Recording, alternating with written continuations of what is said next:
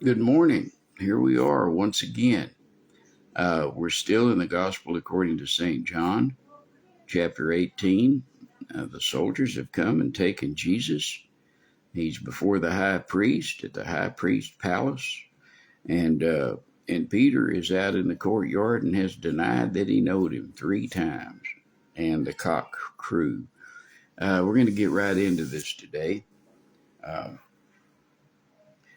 I will go back to Luke because there's some details that I have asserted, like I've done before, that just aren't here in the text in John. But we're talking about the same time and the same events, and I can pick up details from other gospels and fill in the picture. You got to remember that John is not what they call a synodic gospel. It is a gospel. It is what you would call a topical gospel. He has topics that he really addresses no matter what the action is in every chapter. So the important thing we learn from the Gospel of John is who Jesus is. Now, not what he did, but who he is. That is the main takeaway from the Gospel of John, that Jesus is the everlasting Son of God, the pre-existent from eternity past, with no beginning and no end Son of God. And he is every bit God. In the beginning was the Word, and the Word was with God, and the Word was God. The same was in the beginning with God. All things were made by him. And without him was not anything made that was made, and the Word was made flesh and dwelt among us, and we beheld his glory. Hallelujah. That's the Lord Jesus. Now, we will just back up and show you where we were yesterday and get us right up to date. Just backing up, we'll come up to the third denial. And Simon, verse 26, one of the servants of the high priest, being his kinsman, whose ear Peter cut off. Remember Malchus. We learned from John that the guy's name was Malchus. Whose ear cut off, saith, Did not I see thee in the garden with him? Peter denied again, and immediately the cock crew. That was the third time. And I said, now all this time, Peter could see Jesus, and Jesus could see Peter. Let's go back to the Gospel according to St. Luke, and we will read through here.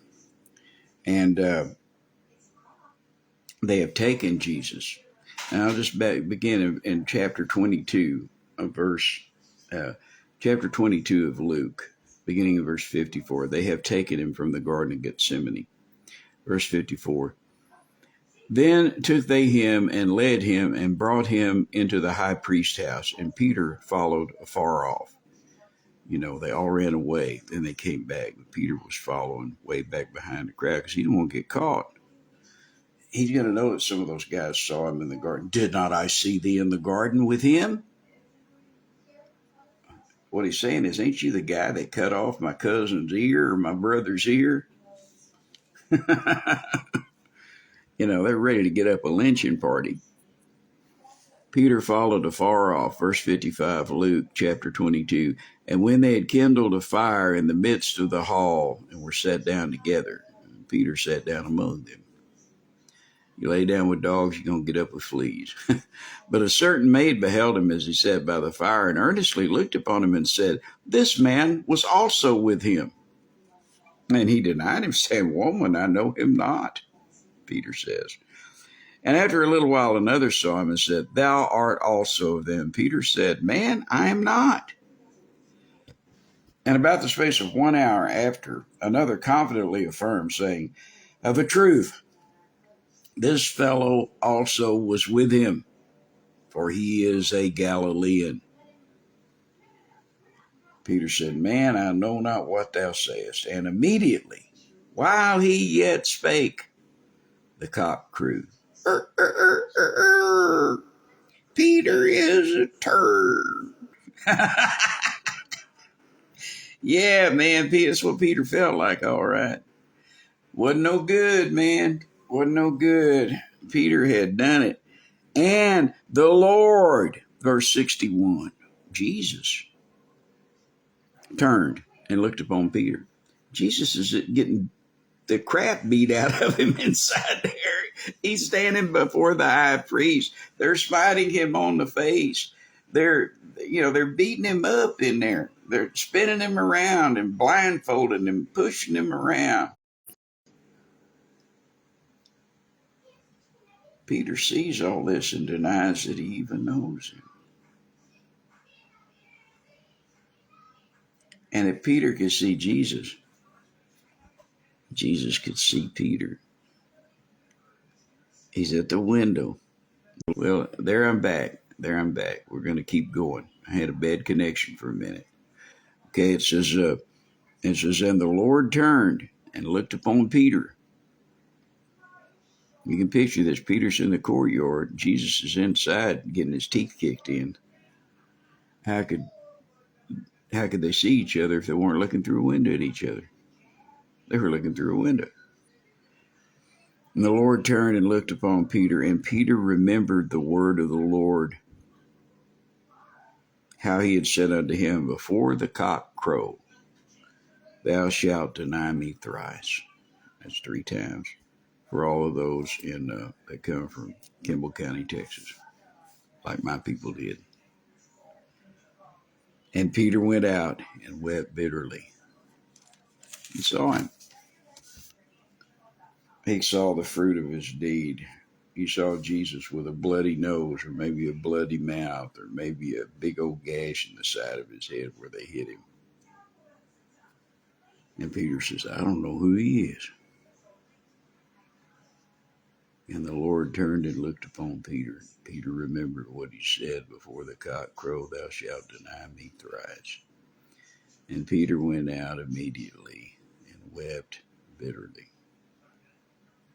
We'll pick it up in John again. John chapter 18, verse 28. Then led they Jesus from Caiaphas unto the hall of judgment, the Romans. Dig it.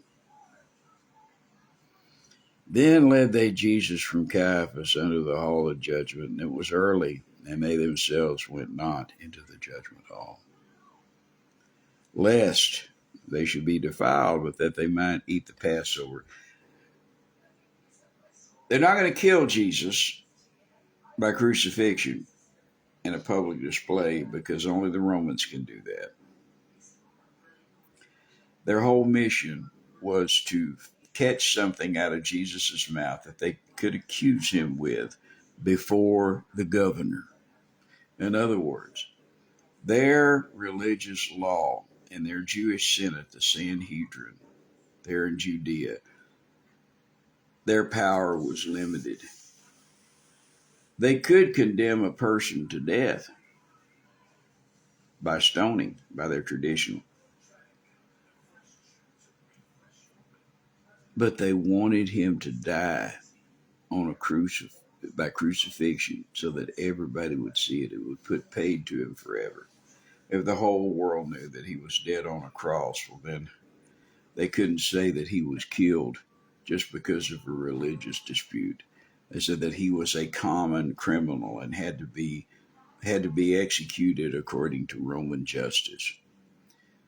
Isaiah, over 750 years before this, wrote about Jesus hanging on the cross in Isaiah 52 toward the end through Isaiah 54 at the beginning, with the main part being, of course, in Isaiah 53.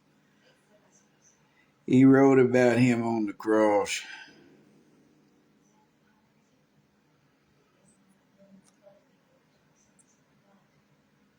$750 plus years before they did it. 300 years before Rome was a republic. Isaiah wrote it when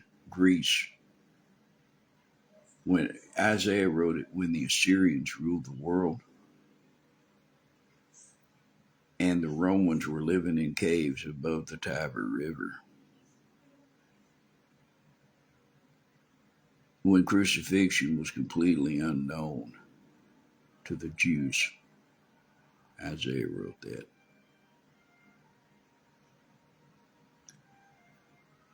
So they're taking him to Pilate so that they can accuse him in front of the governor. What's really funny here, they went not into the judgment hall. These were the higher ups, the high priests, the Pharisees, the scribes, the lawyers, the chief priest, the high priest and his family, the Herodians, the Sadducees, and the rich people. They may have only been represented about half a dozen people, but they were all there in spirit because Jesus had upset their apple cart just like he overturned their tables and the money changers, chased off all their flocks and herds that they were selling for the sacrifices. And so they went not into the judgment hall lest they should be defiled, but that they might eat the Passover. You see, they were still very religious. They wouldn't set foot inside the Roman court because it was the court of the Gentiles. It was Gentile space. It was the space of the Gentile ruler. And by their law, their Pharisaical law that they had to subscribe to, they would be ineligible to eat the Passover. So these sinners cared more about getting to eat the Passover with their friends and show how religious they were than they cared about murdering the Son of God. Isn't that wild? Boy, people were crazy, weren't they? Bloodthirsty. Verse 29, Pilate then went out. He was the governor, Pontius Pilate. And if you've done any reading at all, you know he was a real figure. He was the procurator of Rome, proconsul of Rome. Verse 29, Pilate then went out unto them and said, what accusation bring ye against this man? It's early in the morning. It may not even be quite daylight yet. Maybe they got him out of bed. Or maybe he'd been up drinking the night before and was still up. We don't know. You know, there was a time in my life when I didn't know what 5 in the morning was from the day side, only from the night side. 5 o'clock meant it was fixing to get daylight and I better get in bed if I wanted to go to sleep while it's still dark. Thank God I don't have to live that way anymore. Then Pilate, it says, they went out unto them and said, what accusation bring ye against this man? They answered and said unto him, if he were not a malefactor, we would not have delivered him up unto thee. In other words, saying, look, if he wasn't guilty, we wouldn't have brought him to you. They've already got a verdict in mind. They've already decided. They've declared him guilty. They found him guilty of death. John doesn't talk about that here because, again, that's not the emphasis of his. That's not the emphasis of his book. But we look at this detail.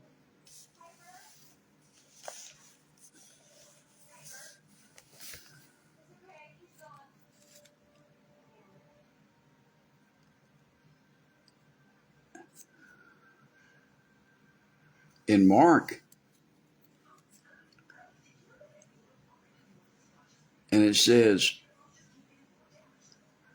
in verse 61 of chapter 14 in Mark, he said, but Jesus held his peace and answered nothing. Now this is at the end of his trial in Caiaphas' house, the palace of the high priest. And he held his peace and answered nothing. Again the high priest asked him and said unto him, art thou the Christ, the Son of the Blessed? And Jesus said, I am. So all you people out there who said that Jesus never said he was the Son of God, who never said he was the Messiah, you're all wrong. Mark says that Jesus said, I am. Are you the Christ?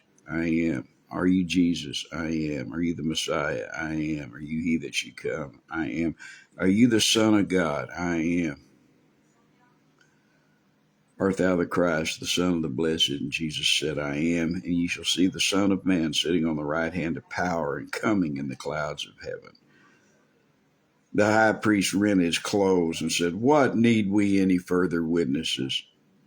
Ye have heard the blasphemy. What think ye? And they all considered him to be guilty of death. Some began to spit on him, to cover his face, to buffet him, and say unto him, prophesy. And the servants did strike him with the palms of their hands. They all condemned him to be guilty of death, which brings us back to Pilate on the morning of the crucifixion, chapter 18, John. Pilate then went out unto them and said, What accusation bring ye against this man? And they answered and said unto him, If he were not a malefactor, we would not have delivered him up unto thee. Then said Pilate unto him, Take ye him and judge him according to your law. The Jews therefore said unto him, It is not lawful for us to put any man to death.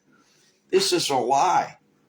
They were able to put people to death for common offenses like stealing, if they got caught in adultery. For breaking their law, they could put people to death.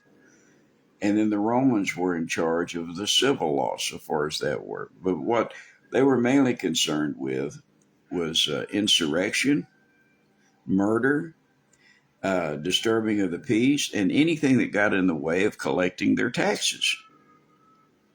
So the Jewish leaders here, they were lying to Pilate. They said it is not lawful for us to put any man to death. That's a bald-faced lie. The thing is they wanted the civil government. They wanted the Romans to crucify him for two reasons: that he would be crucified instead of stoned, and that he would be branded a criminal all over the place. He wouldn't just be a religious criminal. He would be a civic criminal. He'd be an enemy of the state. They wanted that. Another thing they wanted was they wanted the Romans to kill him, because if this came back on them, the Jewish leaders and the people got mad because Jesus had been crucified. That way, the leaders of the Jewish religion, they would say, the temple leaders and the high priests and everybody, the rich people, they could say, "Hey, it wasn't us that did it. It was those dastardly Romans that did it." They wanted to get the blood off their hands and put it on the Romans' hands, and explains it right here, a little piece of it. Then said Pilate unto them, Take ye him and judge him according to your law. The Jews therefore said unto him, the Jewish leaders, always bear that in mind, said unto him, It is not lawful for us to put any man to death, that the saying of Jesus might be fulfilled, which he spake, signifying by what death he should die. Well, what did Jesus say? He said he's going to be lifted up. He told Nicodemus, he says, like Moses lifted up the brazen serpent in the wilderness, so shall the Son of Man be lifted up. What they did when all those snakes, they were biting the children of Israel out in the wilderness. Many of them were dying, and Moses begged for God to take, and Aaron begged for God to take away the fiery serpents. And God didn't do that. God could have just spoken and said, I'm going to heal them all. But he didn't do that. He said, you just make an image of that, one of those serpents out of brass, and attach it to the top of the pole and lift it up. And when anybody looks up there at that brazen serpent, they'll be healed immediately. That's what happens when we see Jesus on the cross, because the brazen serpent on the staff, on the pole, is a cross. Jesus said, just like Moses lifted up that brazen serpent, chapter 3 of John. We went over and over that weeks, months ago. I don't know how long it's been.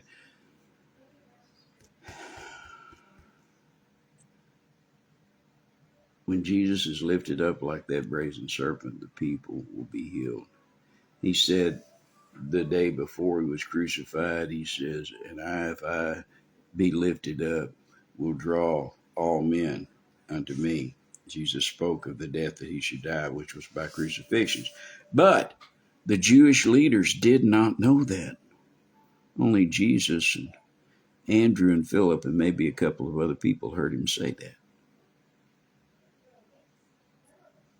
But that's what happened. And Pilate entered into the judgment hall again and called Jesus and said unto him, Art thou the King of the Jews? We'll get there tomorrow. God bless you.